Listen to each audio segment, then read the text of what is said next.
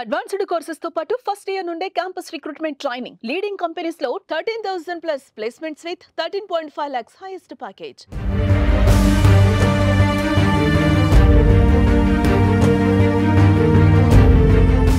ప్రకృతి ప్రేమికుడు పద్మశ్రీ పురస్కార గ్రహీత వనజీవి రామయ్యగా పిలిచే దరిపల్లి రామయ్య కన్నుమూశారు. వనజీవి రామయ్య గత కొంతకాలంగా అనారోగ్యంతో బాధపడుతున్నారు. ఈ తెల్లవారుజామున ఆయన గుండెపోటుతో ఆసుపత్రిలో చికిత్స పొందుతూ తుది శ్వాస విడిచారు. ఆయన వయసు 85 సంవత్సరాలు. జీవితమంతా మొక్కలు నాటి పెంచిన ఆయన ఇంటి పేరే వనజీవి అయ్యింది. రామయ్య స్వగ్రామం ఖమ్మం జిల్లాలోని రెడ్డిపల్లి. 1 కోటికి పైగా మొక్కలు నాటిన రామయ్య సరికొత్త రికార్డు సృష్టించారు.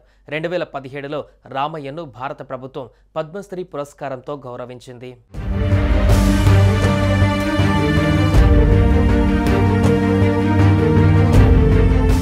ఖమ్మం జిల్లా రెడ్డిపల్లికి చెందిన రామయ్య పర్యావరణవేత్తగా, సామాజిక కార్యకర్తగా జీవితాంతం మొక్కలు నాటడం, వాటిని సంరక్షించడం కోసం అంకితమయ్యారు. ఖాళీ భూములు, రోడ్ల పక్కన ప్రభుత్వ, ప్రైవేటు స్థలాలలో 1 కోటికి పైగా మొక్కలు నాటి చరిత్ర సృష్టించారు. పర్యావరణ పరిరక్షణ పట్ల ఆయనకున్న నిబద్ధతకు గుర్తింపుగా 2017లో భారత ప్రభుత్వం ఆయనను పద్మశ్రీ పురస్కారంతో సత్కరించింది. ఆయన జీవిత కథ పర్యావరణ పరిరక్షణ సందేశంగా పాఠశాల పాఠ్యాంశాలలోనూ చేర్చారు. మొక్కలపై ఆయనకు ఎంత ప్రేమ అంటే 2022లో ఆయనకు యాక్సిడెంట్ జరిగింది. రామయ్య ఖమ్మం జిల్లాలోని రెడ్డిపల్లి గ్రామం వద్ద రోడ్డు ప్రమాదానికి గురయ్యారు. ఉదయం పూట ఆయన తన ఇంటి దగ్గర మొక్కలను నీరు పోయడానికి 2-వీలర్పై బయలుదేరగా వెనక నుంచి ఓ DCM వాహనం ఆయన బండిని ఢీకొట్టింది. ఈ ప్రమాదంలో ఆయన గాయపడ్డారు.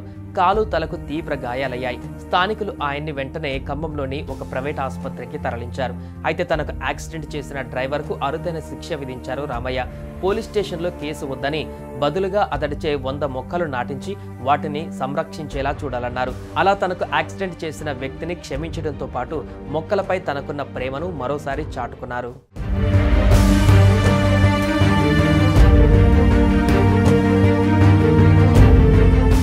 సుమన్ టీవీలో మీ పర్సనల్ అండ్ బిజినెస్ ప్రమోషన్స్ కోసం కింది నెంబర్కి కాంటాక్ట్ చేయండి.